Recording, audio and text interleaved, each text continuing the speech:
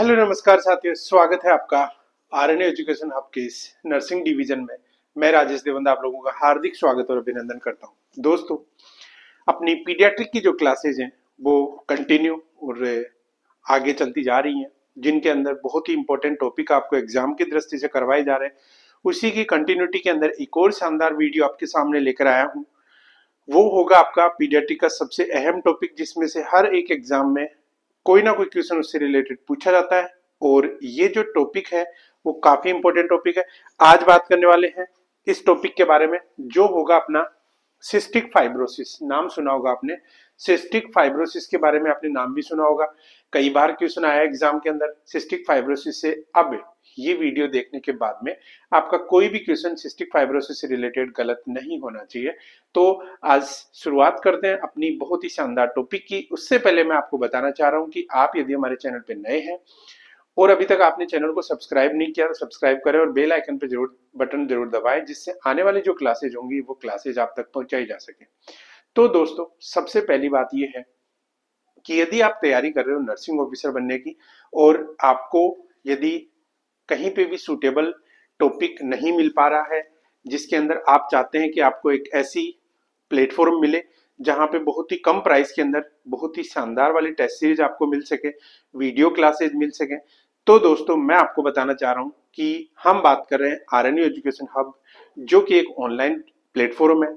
उसके ऊपर आपको वीडियो क्लासेज भी मिल जाएंगी। उसी के साथ साथ आपको यदि जरूरत है टेस्ट सीरीज की, अपने आप को डेली आकलन करना है, डेली अपने आप को इवालुएट करना है, तो डेली टेस्ट सीरीज आप ज्वाइन कर सकते हैं हमारे साथ में जुड़कर, जिसके अंदर आपको पर डे के 100 क्वेश्चन आपको मिलेंगे, जो कंप्लीटली आपकी एग्जाम बेस्ड होंगे, कंपटीशन की एग्जाम के हिसाब से होंगे। और आप जिस हिसाब से प्लान चूज करते हो, आप 6 मंथ का लेते हो तो 6 मंथ तक आपको कंटिन्यू टेस्ट सीरीज मिलेगी, 12 मंथ का लेते हो तो 12 मंथ तक आपको कंप्लीट और कंटिन्यू टेस्ट सीरीज मिलेगी।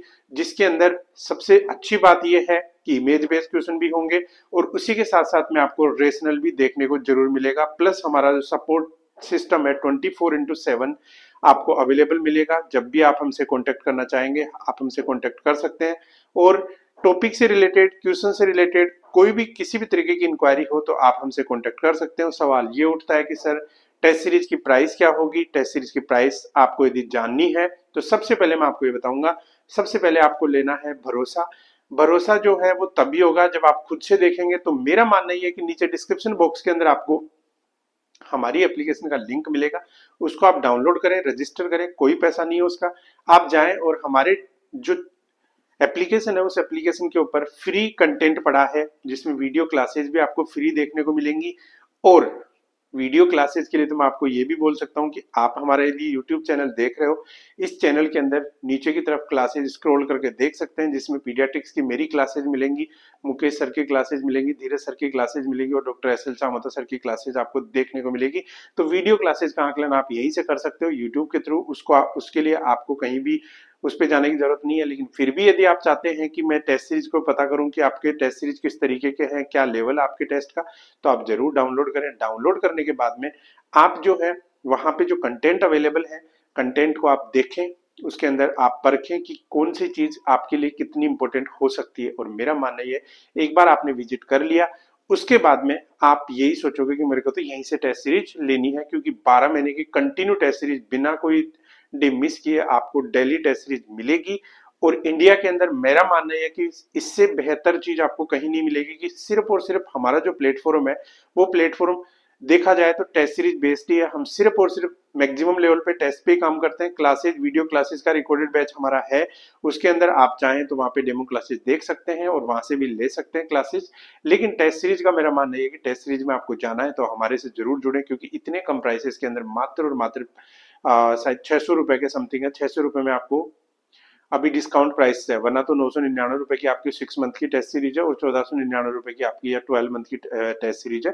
उसके अंदर भी आपकी डिस्काउंटेबल प्राइसेस अवेलेबल है। ठीक है, तो यदि आपको चाहिए बहुत ही अच्छा प्लेटफॉर्म और बहुत ही अच्छी टेस्ट सीरीज आपको चाहिए तो आप हमारे साथ जरूर जुड़े, क्योंकि हम देते हैं क्वालिटी कंटेंट।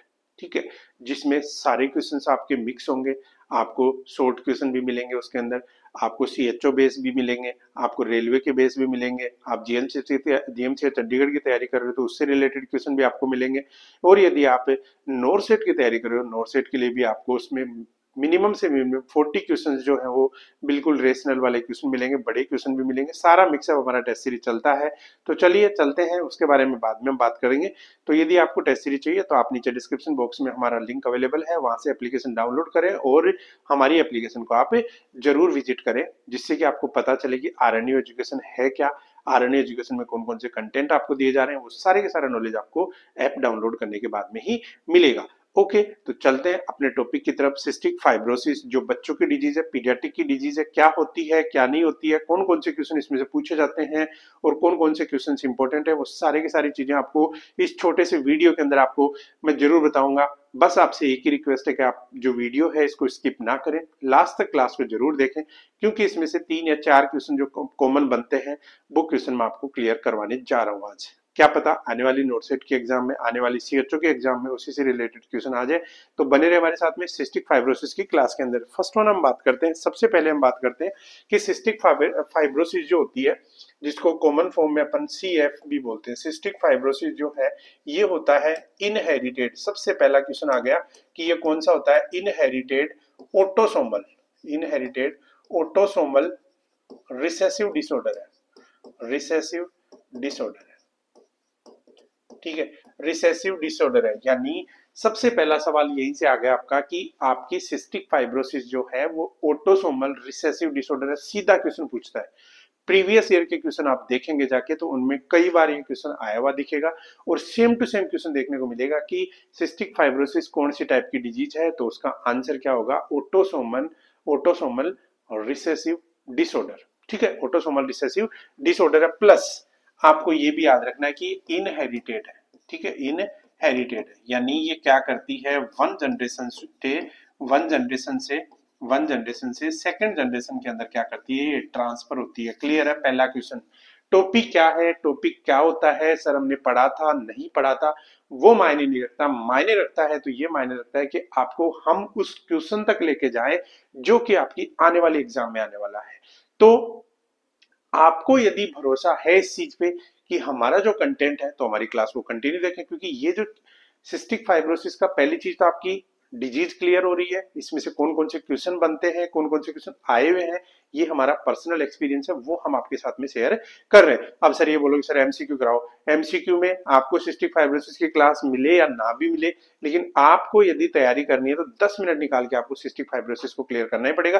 तो यहां से एक क्वेश्चन क्लियर होता है कि सिस्टिक फाइब्रोसिस जो है वो क्या है, इनहेरिटेड ऑटोसोमल रिसेसिव डिसऑर्डर होता है जो बच्चों में पाई जाती है। और इसके अंदर मोस्ट कॉमन इसका जो कोज है वो होता है आपका सिस्टिक फाइब्रोसिस जो है ये मोस्ट कॉमन कोज होता है क्रोनिक लंग डिसऑर्डर का, ठीक है। देखा गया कि अडल्ट और चिल्ड्रन के अंदर, यूएस के अंदर, यूनाइटेड स्टेट्स के अंदर 30,000 जो चिल्ड्रन थे उनकी डेथ हुई है सिस्टिक फाइब्रोसिस की वजह से, ठीक है। इसके अलावा इंसिडेंस जो है वो कितना होता है, एनुअली साल में 100 बच्चों में से, सॉरी एनुअली जो 1000 बच्चे हैं वो इसके लिए इससे डायग्नोस हुए हैं। इसके अलावा 70% parents are diagnosed by the age 2, ठीक है, 70% जो पेरेंट्स हैं वो इसको डायग्नोस किए कितनी साल में, 2 साल की उम्र के अंदर। तो इसके अलावा 40% सिस्टिक फाइब्रोसिस पॉपुलेशन जो है वो एज में कितनी है, 18 और ओल्डर, ठीक है, 2 साल से कम बच्चे 70% और 40% से ज्यादा है 18 से ऊपर तक की, ठीक है। और अब हम बात करते हैं इससे और रिलेटेड क्वेश्चन की, जिसके अंदर सबसे पहले जो है इसकी इटियोलॉजी की यदि बात करेंगे किस वजह से होता है, तो मैंने आपको ये बोला कि इनहेरिटेड होता है, ठीक है, इनहेरिटेड होता है। अब देखो दो चीजें हैं, एक होता है आपका फादर, ठीक है, फादर, और एक होता है आपका मदर, ठीक है, फादर और मदर। यदि मान लो ये भी इसका कैरियर है, यानी ये भी इसका कैरियर है और ये भी इसका कैरियर है, यानी इन दोनों को क्या है, ये डिजीज नहीं है लेकिन दोनों क्या है, कैरियर है। डायग्राम से आपको समझ में आ रहा हो, डायग्राम से यदि आपको समझ में आ रहा हो तो मान लो फादर के अंदर ये वाला जो था ये डिफेक्टिव जीन है, ये फादर के अंदर नॉर्मल जीन है, और यहाँ पे ये मदर के अंदर डिफेक्टिव जीन है और यहाँ पे ये मदर के अंदर क्या है, नॉर्मल जीन है। ठीक है, ये सारे के सारे दोनों समझ में आ गए होंगे। अब देखो बात यदि ये आती है, बात यदि यहाँ पे आती है कि यहाँ पे यदि इसका फादर जो है, इस फादर का ये वाला जो जीन है इसके साथ में कॉन्टेक्ट होता है इसका, तो आपको पता है कि दोनों जो है वो क्या हो जाएंगे, दोनों जीन का जो कपल बन रहा है वो क्या होगा, डिफेक्टिव होगा। इसके साथ में यदि ये इससे जुड़ जाता है तो इनमें से ये किसका काम करेगा, ठीक है, किसका काम करेगा, कैरियर का काम करेगा। ये इसके साथ में जुड़ता है तो भी क्या बनेगा, कैरियर का काम करेगा।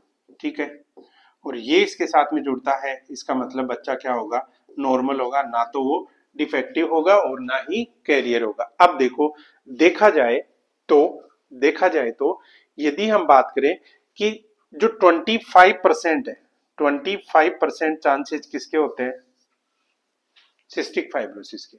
यदि मदर और फादर दोनों कैरियर हैं उस सिचुएशन के अंदर 25% चांसेस होते हैं कि बच्चा जो होगा उसको क्या होगा, सिस्टिक फाइब्रोसिस होगा। क्लियर है, यानी बच्चा जो है वो क्या होगा, सिस्टिक फाइब्रोसिस होगा। अब यदि हम बात करें कि पहली चीज तो इसकी इटियोलॉजी क्या बताया, जेनेटिकली ट्रांसफर होगी।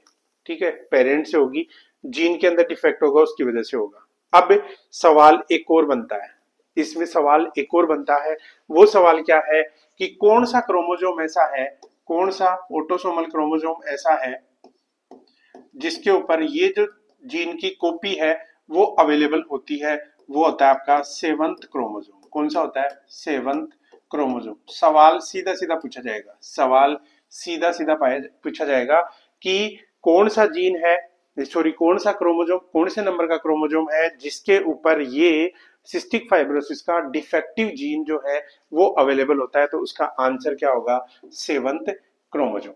क्लियर है, 7th क्रोमोजोम। दो क्वेश्चन बताए हैं, cystic fibrosis autosomal inherited recessive disorder है, ऑटोसोमल इनहेरिटेड रिसेसिव डिसऑर्डर है। कौन से क्रोमोसोम का डिफेक्ट होता है, 7th नंबर का होता है। सिस्टिक फाइब्रोसिस से 7 याद रखना, 7 मीन सिस्टिक फाइब्रोसिस। दो क्वेश्चन आपके क्लियर कर दिए मैंने, क्वेश्चन आए तो गलत नहीं करना है, आपको लगे उसकी कसम है। ठीक है, आपको अपने घर वालों को याद रखना है कि हम जो पढ़ने जा रहे हैं वो जो टॉपिक है अपना बहुत ही इंपॉर्टेंट है और वो कहीं पे भी अपना गलत नहीं होना चाहिए। क्लियर है। अब यदि हम बात करें, देखो इसकी पैथोफिजियोलॉजी की यदि हम बात करते हैं कि पैथोफिजियोलॉजी के अंदर हम क्या पढ़ेंगे, देखो इसकी जो पैथोफिजियोलॉजी है ये सीधी सी बात ये है, जब हाँ एक चीज और होती है इसके अंदर, सिस्टिक फाइब्रोसिस जो होता है ना, ये मेनली जो ग्लैंड्स होती हैं, ग्लैंड्स को ज्यादा अफेक्ट करता है, ग्लैंड्स जो होती हैं उनको ज्यादा अफेक्ट करता है। देखो डिफेक्टिव जीन जो होता है, ठीक है, डिफेक्टिव जीन होती है उसकी वजह से जीन इफेक्टिव होती है, तो ग्लैंड्स जो होती हैं वो क्या करती हैं, थिक म्यूकस जो होती है, थिक स्टिकी म्यूकस सीक्रेट करती हैं। ठीक है, अब आपको पता है यदि मान लो आपकी पेनक्रियाज जो है वो एंडोक्राइन और एक्सोक्राइन दोनों का काम करती है, मैंने क्या बोला, ये सबसे ज्यादा अफेक्ट किसको करता है, ग्लैंड्स को करता है। ग्लैंड्स के अंदर भी सबसे ज्यादा किसको करता है, पेनक्रियाज को करता है। ठीक है, पेनक्रियाज को करता है। अब ये बताओ कि कोई भी कोई पाइप हो, उस पाइप के अंदर से आप मान लो फ्लो करवा रहे हो, पानी का फ्लो करा रहे हो, बिल्कुल स्मूथली जा रहा है। अब उसी पाइप में से मान लो आप शहद का फ्लो कराओगे, तो शहद क्या है, ठीक है, शहद क्या है, ठीक है। अब ये क्या करता है, सिस्टिक फाइब्रोसिस जो होता है वो जो ग्लैंड्स के जो सीक्रेशंस होते हैं उन सीक्रेशंस को थिक करता है। अब थिक करेगा तो क्या होगा, फ्लो नहीं होगा, ऑब्स्ट्रक्शन हो जाएगा, कम काम में आएगा। अब जब ये बताओ कि म्यूकस का सीक्रेशन ही थिक हो गया, म्यूकस जो कि क्या काम करता है, आपकी जो रेस्पिरेटरी सिस्टम है, रेस्पिरेटरी सिस्टम में क्या काम करता है, वो म्यूकस आपकी जो एयर है उस एयर को क्या करवाता है, एयर को क्या करवाता है, ह्यूमिडिफाइड करवाता है। ठीक है, प्लस स्टिकी मटेरियल होता है जो क्या करता है, डस्ट पार्टिकल वगैरह को भी स्टिक करता है। इसी के साथ साथ में म्यूकस को ये क्या करता है, थिक करता है, जिसकी वजह से कंजेशन और इन्फेक्शन सेटल होता है। क्या होगा, कंजेशन होगा, यानी बच्चे को थोड़ी सी भी जुकाम हो जाएगी तो क्या होगा, लंग्स के अंदर क्या हो जाएगा, बच्चे के कंजेशन हो जाता है। ठीक है, कंजेशन के साथ साथ में वहां पे इन्फेक्शन जो है वो इन्फेक्शन क्या हो जाएगा, सेटल हो जाएगा, इन्फेक्शन क्या हो जाएगा, सेटल हो जाएगा। इसके अलावा यदि मान लो पेनक्रियाज के जो सीक्रेशन है वो पेनक्रियाज के सीक्रेशन यदि डिफेक्टिव हो रहे हैं उसकी वजह से बच्चा जो है वो किसका शिकार हो जाएगा, माल एब्जॉर्प्शन या माल न्यूट्रिशन का शिकार हो जाएगा। क्यों? क्योंकि पेनक्रियाज से सीक्रेट होने वाले जो हॉर्मोन्स और एंजाइम्स होते हैं वो क्या करेंगे, बॉडी के अंदर काम नहीं कर पाएंगे। तो दोनों सिस्टम को ज्यादा इफेक्ट करता है। सवाल तीसरा आपसे ये पूछे कि सिस्टिक फाइब्रोसिस मेनली कौन कौन से ऑर्गन को टारगेट करता है, एक करता है लंग्स को और दूसरा टारगेट करता है किसको, पेनक्रियाज को। क्लियर है? दिमाग में बिठा लो, दिमाग में बिठा लो। सबसे ज्यादा इफेक्ट होने वाला जो सिस्टम होता है वो कौन सा होता है, पेनक्रियाज और लंग्स को करता है। क्या काम करता है, सिस्टिक फाइब्रोसिस की वजह से जो म्यूकस सीक्रेशन होता है वो म्यूकस जो होता है वो स्टिकी और थिक हो जाता है, स्टिकी और थिक हो जाता है, जिसकी वजह से लंग्स के अंदर हुआ, पेनक्रियाज में हुआ, कंजेशन हो जाता है। और कंजेशन की वजह से क्या होगा, वहां पे इन्फेक्शन सेटल हो जाता है, इन्फेक्शन हो जाता है, जिसकी वजह से फर्दर डिजीज होती है। क्लियर है? यहां तक आपको समझ में आया होगा। अगले हम बात करें कि कौन कौन से सिम्टम्स, यहां से भी क्वेश्चन आता है, कौन कौन से सिम्टम्स आएंगे। पहला है म्यूकोनियम, म्यूकोनियम इलियस, म्यूकोनियम इलियस। अब देखो वो तो मोस्ट कॉमनली अफेक्ट कर रहा था। अब सोचो कि जीआईटी जो है उस जीआईटी के अंदर सीक्रेशन ही नहीं होंगे, ठीक है। म्यूकोनियम इलियस का मतलब क्या होगा, बच्चा जो है वो म्यूकोनियम पास करने में, म्यूकोनियम जो है उस म्यूकोनियम को पास नहीं कर पाएगा, म्यूकोनियम को पास नहीं कर पाएगा बच्चों, म्यूकोनियम का पास नहीं करेगा तो उसको हम क्या बोलते हैं, म्यूकोनियम इलियस बोलते हैं, ठीक है। जो कि जन्म के टाइम में बच्चे के अंदर हमें ऑब्जर्व कर सकते हैं।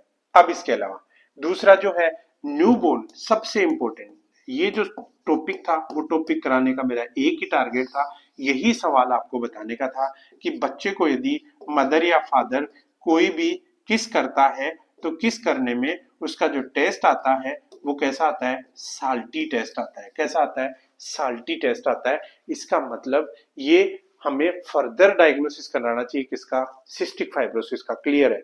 ये क्वेश्चन जो है वो बार बार रिपीटेड क्वेश्चन है, बार बार रिपीटेड क्वेश्चन है। फिर से जोर दे रहा हूं कि सिस्टिक फाइब्रोसिस का बच्चा जो है वो उसको आप किस करोगे तो आपकी जो किस में जो उसका टेस्ट होगा वो कैसा होगा, साल्टी होगा, ठीक है। उसको जो किस करोगे तो क्या होगा, साल्टी टेस्ट होगा, यानी साल्टी टेस्टिंग बाई किसिंग। इसके अलावा स्टिटोरिया, स्टिटोरिया का मतलब होता है कि स्टिटोरिया क्या होता है, जो बच्चे की यानी स्टूल पास करता है, उस स्टूल पास करता है उसके साथ में क्या होगा, म्यूकस उसके साथ में अटैच होगा, उसकी वजह से जो बच्चे का स्टूल मटेरियल है वो दिखने में कैसा होगा, ग्रीसी, बल्की और फाउल स्मेलिंग होगा। याद कर लेना, दिमाग में बिठा लेना इस बात को, इस बात को दिमाग में बिठा लेना कि बच्चे का जो स्टूल होगा वो कैसा होगा, ग्रीसी का मतलब हार्ड, ठीक है, सेमी सॉलिड टाइप से होगा, बल्की होगा, plus foul smelling stool pass करेगा बच्चा, फाउल स्मेलिंग बच्चा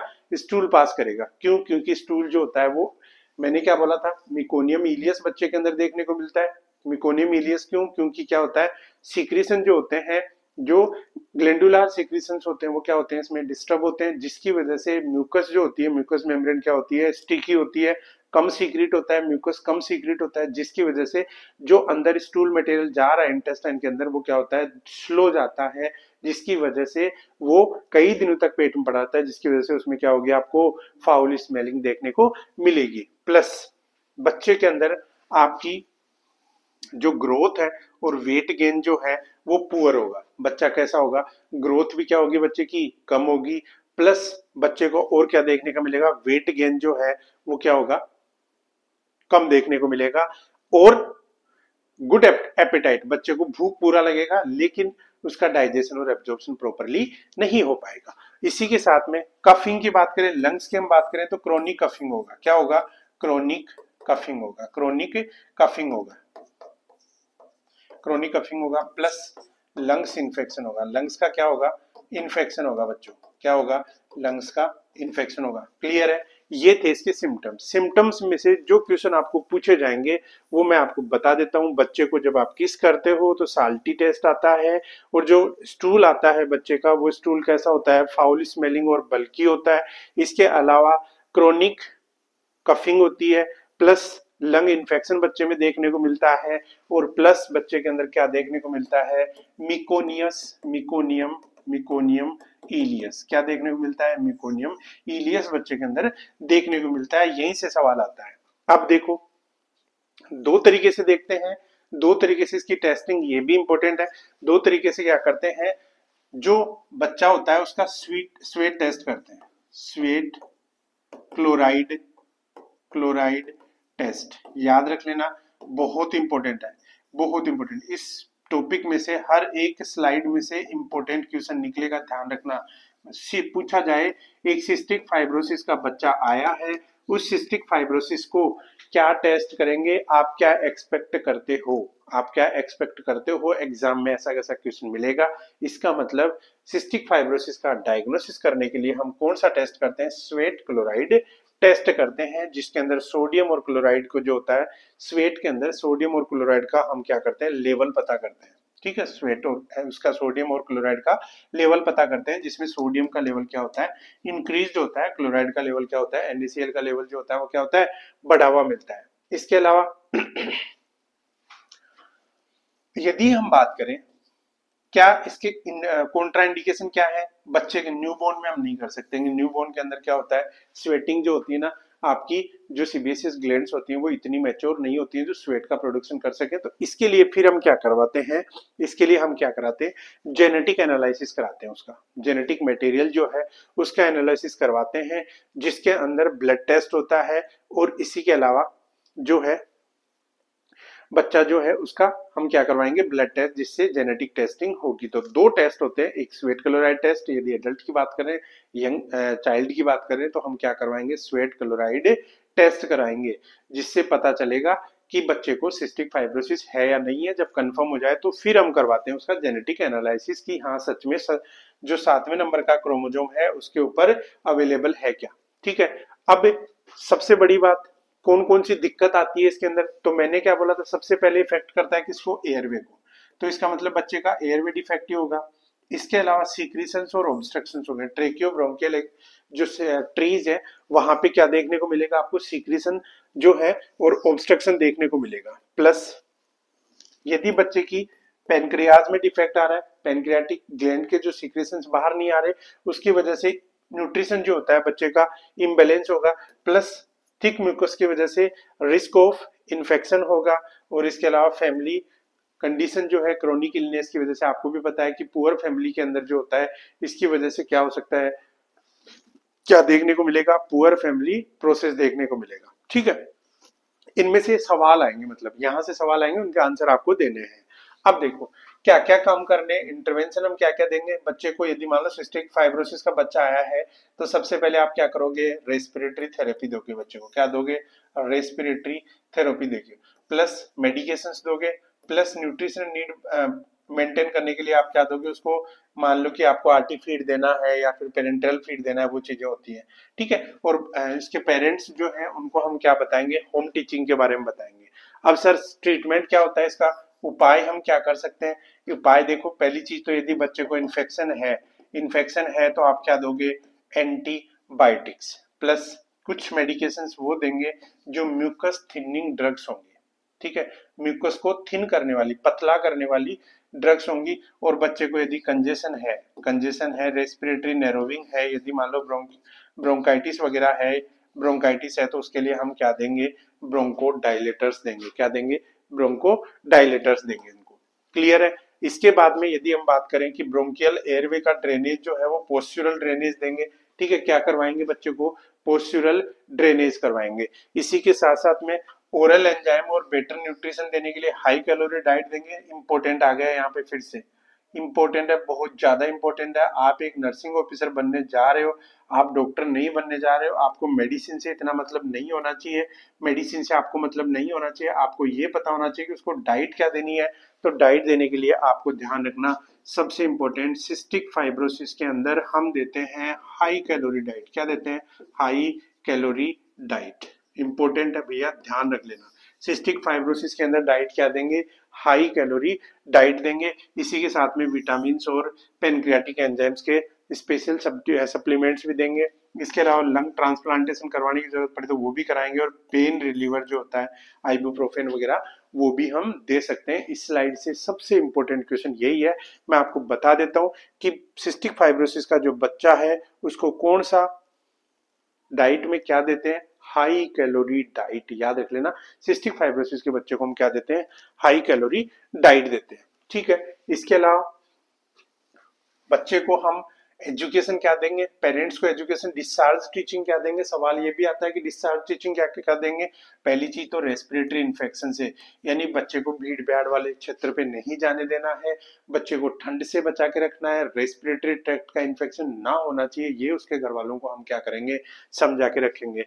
प्लस चेस्ट परक्यूशन और पोस्टुरल ड्रेनेज जो है वो बताएंगे कि हम किस तरीके से चेस्ट परक्यूशन कर सकते हैं, और पोस्टुरल ड्रेनेज जो है वो हम बच्चे को करवा सकते हैं, यानी कफ वगैरह बन रहा है उसको ड्रेन कैसे करवाना है वो डिस्चार्ज टीचिंग में आपको देना है। इसके अलावा डाइट मैंने बता ही दिया, डाइट में मैंने आपको बताया था high calorie diet, high calorie diet देंगे हम बच्चे को, ठीक है। इसके अलावा कम्युनिटी रिसोर्सेज, कम्युनिटी रिसोर्सेज यदि कोई सेल्फ हेल्प ग्रुप होते हैं तो उनके बारे में हम बताएंगे। जेनेटिक काउंसलिंग के बारे में कि ये जो टेस्टिंग है वो पहले ही करवा लेनी चाहिए, यदि मदर फादर का पता है कि वो कैरियर है तो उनको आने वाले बच्चे क्या पहले ही हमें सिस्टिक फाइब्रोसिस का टेस्टिंग करवा लेनी चाहिए, जेनेटिक काउंसलिंग डिस्चार्ज टीचिंग में देंगे।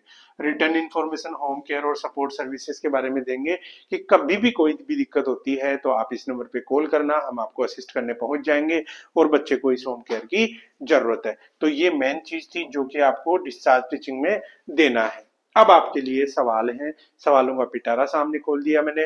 पहला सवाल ये है कि the family asked why genetic testing is needed, how should nurse respond to the parents question। भैया सवाल ये आपके लिए है, मैंने लास्ट में यही बोला था कि पूरा टॉपिक कराऊंगा, उसी से रिलेटेड क्वेश्चन लास्ट में एक बार रिवाइज कराऊंगा, और वही क्वेश्चन आपके सामने है कि एक सिस्टिक फाइब्रोसिस के बच्चे के मदर फादर आए हैं और उन्होंने बोला कि जेनेटिक टेस्टिंग नीडेड है, क्यों जरूरत है, ठीक है। तो आप रेस्पॉन्ड कैसे करोगे, तो आपको बताना है कि सिस्टिक फाइब्रोसिस क्या है। एक ऑटोसोमल रिसेसिव इनहेरिटेड डिजीज है जो एक पीढ़ी से दूसरी पीढ़ी में, one generation to another generation में ट्रांसफर होती है, जिसको समय रहते यदि हम पहले पता करा लेते हैं तो हम उस बच्चे को कैरी फॉरवर्ड नहीं करना चाहिए, क्योंकि वो बच्चा सरवाइव करने में बहुत ही दिक्कत पैदा करेगा, ठीक है। तो ये इसका आंसर हो गया। दूसरा, describe the significance of the sweat chloride test in the relation to the disease process of cystic fibrosis. ये है कि सिग्निफिकेंस क्या है स्वेट क्लोराइड टेस्ट का। तो मैंने आपको क्या बताया था कि थिक सिक्रेशन की वजह से जो पेशेंट जो होता है उसका जो स्वेटिंग होती है, जो पसीना होता है, उस पसीने के अंदर क्या निकलता है, सबसे ज्यादा क्या निकलता है, सोडियम क्लोराइड निकलता है। तो हम सोडियम का लेवल देखते हैं कि नॉर्मल जो होता है उससे ज्यादा यदि सोडियम के अंदर लेवल बढ़ रहा है सिस्टिक फाइब्रोसिस में, इसका मतलब हम उसको स्वेट क्लोराइड टेस्ट करवाना चाहिए। तीसरा क्वेश्चन आता है, what are the issues related to having a child with a chronic respiratory illness. कौन कौन से इश्यूज हो सकते हैं जिस बच्चे को क्रोनिक रेस्पिरेटरी इलनेस हो सकता है। तो कौन से, अभी हम किसका पढ़ रहे हैं, सिस्टिक फाइब्रोसिस, यानी क्रोनिक रेस्पिरेटरी इलनेस बच्चे को हो रहा है तो उसके इश्यू क्या हो सकता है, सिस्टिक फाइब्रोसिस बच्चे को हो सकता है। Family ask why their child has not been gaining weight, how would they respond to this question. आपसे पूछ रही है कि मेरे बच्चे का वजन क्यों नहीं बढ़ रहा है, आप उसका आंसर क्या दोगे। तो आंसर यही देखो कि बच्चे को हो सकता है सिस्टिक फाइब्रोसिस हो, जिसकी वजह से बच्चा जो है वो खा रहा है, भूख भी लग रही है, लेकिन उसका वेट गेन नहीं हो रहा है। तो आपको एक बार स्वेट क्लोराइड टेस्ट कर लेना चाहिए, ठीक है। Diagnosed during infancy and early childhood, what are the three major presentation of the child with cystic fibrosis to a primary care provider. कौन कौन से मेजर प्रेजेंटेशन होंगे आपके लिए कि यदि आपने चाइल्डहुड के अंदर, तो मैंने आपको डायग्नोसिस जो बताए थे अभी, डायग्नोसिस में पहला तो आपका क्या होगा, रिस्क ऑफ इन्फेक्शन हो गया, इम्यूनो वो हो गया, क्या बोलते हैं, माल न्यूट्रिशन हो गया, माल न्यूट्रिशन हो गया, ठीक है। और आपका एक और डायग्नोसिस कौन सा आया था, एक डायग्नोसिस एक और आया था, रिस्क ऑफ इन्फेक्शन हो गया, इम्बैलेंस न्यूट्रिशन आ गया, और इनइफेक्टिव एयरवे क्लियरेंस आ गया, इनइफेक्टिव एयरवे क्लियरेंस आ गया, ठीक है। तो ये जो थी चीजें थी वो चीजें थी अपनी सिस्टिक फाइब्रोसिस से रिलेटेड। सिस्टिक फाइब्रोसिस छोटा सा टॉपिक है, क्वेश्चन इसमें से पूछा जाता है। सिस्टिक फाइब्रोसिस की प्रोसेस आपको समझ लेनी चाहिए कि कौन कौन से क्वेश्चन इसमें से पूछे जाते हैं, क्योंकि हाई हाईली क्या है, इंपॉर्टेंट टॉपिक है, हाई इंपॉर्टेंट टॉपिक है, जिसके अंदर से आपको क्वेश्चन पूछते ही पूछते हैं और हम वहां जाके बत्ती गुल हो जाती है कि कैसे सिस्टिक फाइब्रोसिस में क्या होता है। तो आई थिंक आज की छोटी सी क्लास आपको समझ में आई होगी। मिलते हैं कल एक और शानदार टॉपिक के साथ में, शानदार वाले मटेरियल के साथ में, और ऐसे ही हम आपको इस जो टॉपिक है, इस टॉपिक का की तरह आगे वाले टॉपिक भी क्या कराएंगे, आपको नीट एंड क्लियर करवा देंगे, जिससे कि उनमें से एक भी क्वेश्चन आपका गलत नहीं होगा। तो मैं एक बार फिर से बोल रहा हूँ, यदि आप तैयारी कर रहे हो, अपने आप को इवालुएट नहीं कर रहे हो, तो मेरा पर्सनल एक्सपीरियंस है आपको कहीं ना कहीं से टेस्ट सीरीज ले लेनी चाहिए। और टेस्ट सीरीज जो है वो टेस्ट सीरीज आपको डेली एक एग्जाम का एक्सपीरियंस करवाती है कि मुझे कितने स्कोरिंग हो रहा है, कौन सा टॉपिक मेरा अभी वीक है जिसमें मेरे को तैयारी करने की जरूरत है। और अपने आप को इवालुएट करोगे तो टेस्ट सीरीज की आपको बहुत जरूरत पड़ेगी। तो मिलते हैं नेक्स्ट वीडियो के अंदर शानदार वाली क्लास के साथ में। तब तक के लिए bye bye, thank you so much, all the best, जय हिंद, जय भारत।